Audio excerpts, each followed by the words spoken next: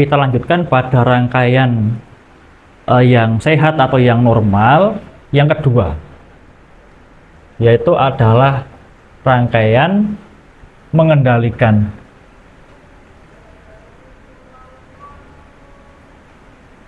Nah, rangkaian mengendalikan ini dia itu maknanya adalah mengendalikan dan juga dikendalikan oleh siapa? Oleh unsur yang lain. Jadi saling berkaitan. Tidak ada unsur berdiri sendiri tapi membutuhkan unsur yang lainnya karena dia saling mengendalikan dan saling dikendalikan. Supaya apa kok mengendalikan dan dikendalikan? Supaya tetap seimbang. Nah, kalau pada rangkaian menghasilkan urutannya adalah katakanlah seperti ini. Kayu menghasilkan api, api menghasilkan tanah, tanah menghasilkan logam, logam menghasilkan air, ya. Tapi kalau di di rangkaian mengendalikan beda, urutannya sudah beda. Mulainya dari K, terus ke T, kemudian ke air, kemudian ke api, kemudian baru dia ke logam. Nah, bacanya beda.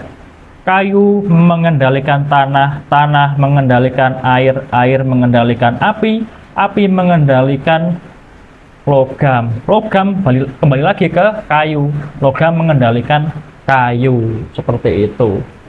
Nah, kemudian kalau mau digambar, gambar katlanya masih sama seperti ini.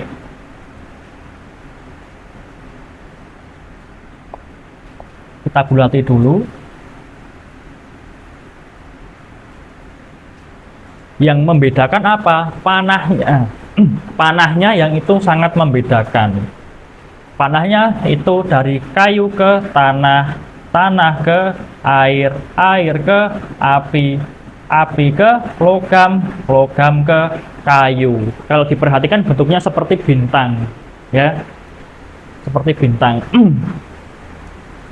Bacanya adalah kayu mengendalikan tanah, tanah mengendalikan air, air mengendalikan api, api mengendalikan logam, logam mengendalikan kayu, seperti itu. Nah, kemudian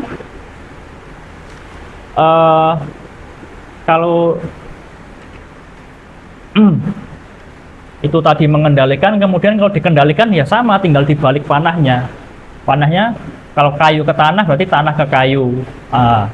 Kayu ke tanah, kayu mengendalikan tanah. Kalau dibalik, tanah dikendalikan oleh kayu, kayu dikendalikan oleh logam, logam dikendalikan oleh api, api dikendalikan oleh air, air dikendalikan oleh tanah, seperti itu, ya. Kalau sudah paham mengendalikan pasti paham yang dikendalikan yang mana, ya. Kayu mengendalikan tanah, tanah mengendalikan air. Jangan api tapi air, ke bawah, panasnya ke bawah. Kemudian air dia akan mengendalikan api. Kemudian api dia akan mengendalikan logam. Api ke logam, logam akan mengendalikan kayu. Nah, seperti itu.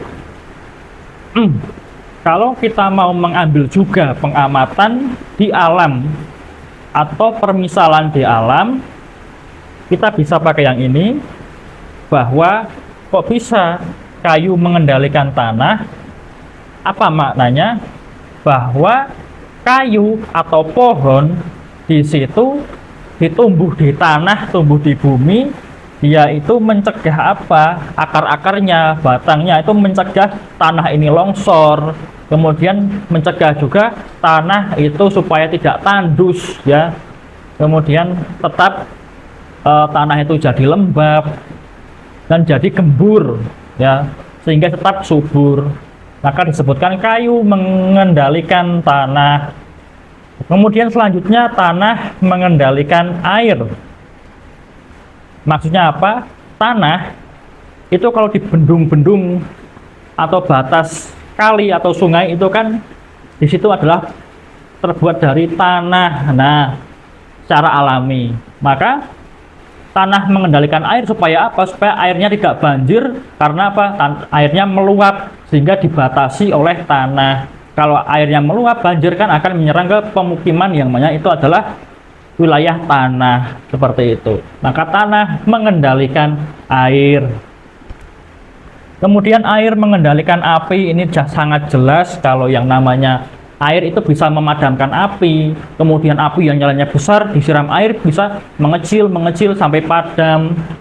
Kemudian juga kalau pada mesin api itu kan panas, itu biasanya juga ada cairan tertentu yang mana cairan itu adalah unsur air. Dia memberikan sebuah efek pendinginan dan juga pelumas sehingga proses di mesin itu bisa berjalan normal, tidak terlalu panas, overheat dan rusak. Seperti itu, sehingga air mengendalikan api.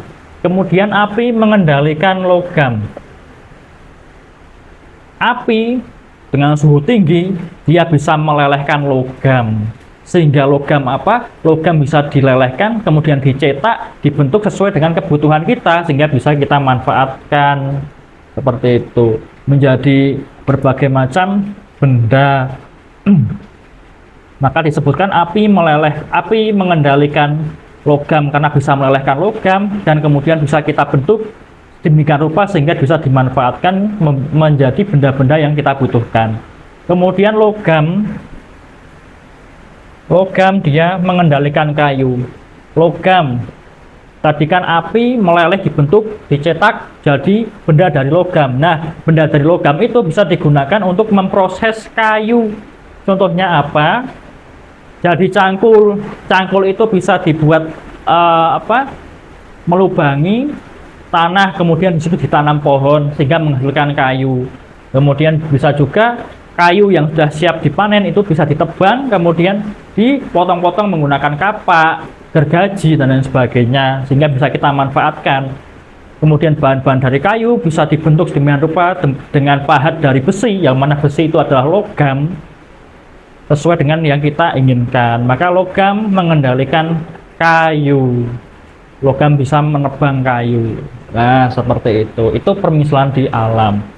Tapi pada intinya kita hafalkan ini.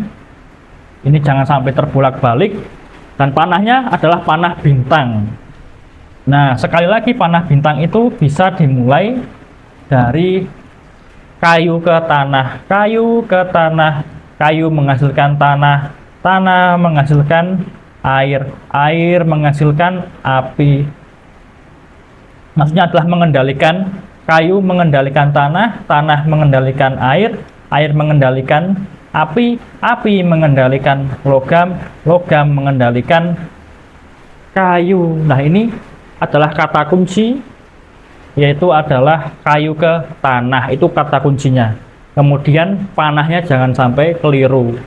Seperti ini, seperti bintang. Maka kalau kita sudah memahami ini, kita bisa memahami apa itu rangkaian mengendalikan sebagai prinsip dasarnya, karena nanti kita akan kembangkan terus, terutama di dalam praktek seperti itu. Nah, berarti kita sudah selesaikan dua rangkaian dari yang normal atau sehat, yaitu rangkaian menghasilkan dan rangkaian mengendalikan. Maka setelah ini kita lanjutkan kepada dua rangkaian, yaitu rangkaian yang abnormal atau rangkaian yang sedang sakit, menyebabkan sakit di tubuh, ya. Kemudian sebelum kedua rangkaian itu, rangkaian yang sakit itu, kita akan menghubungkan antara rangkaian mengendalikan dan juga rangkaian menghasilkan. Jadi antara rangkaian menghasilkan dan rangkaian mengendalikan itu kita hubungkan dan kemudian kita pahami bahwa keduanya juga saling berkaitan, seperti itu. Kita lanjutkan pada video yang selanjutnya.